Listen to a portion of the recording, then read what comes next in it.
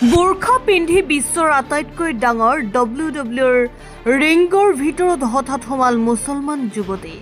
হঠাৎ বিশ্ববাসীক আচৰিত কৰি কিয় সোমাই গৈছিল বোৰখা পৰিহিত যুৱতীগৰাকী। সম্পূৰ্ণ ভিডিঅ'টো চাই কান্দিছে কোটি কোটি অন্য ধৰ্মৰ লোকে।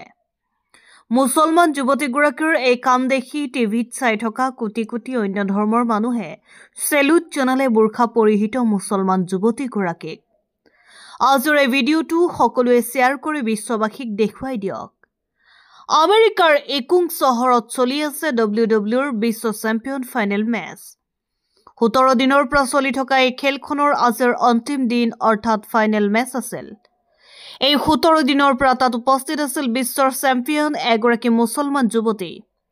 যুৱতীগৰাকীয়ে ইতিমধ্যে কেইবাবাৰো WWEৰ বিশ্ব জয় কৰি চেম্পিয়ন হৈছে। কিন্তু ইয়াতে খেলিবলৈ নহয়, খেল চাবলৈহে আহিছিল।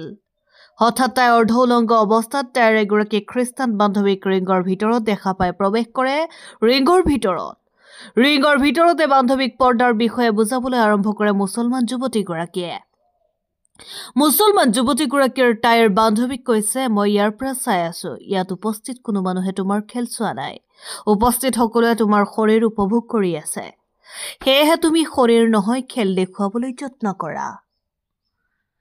News desk report, news express.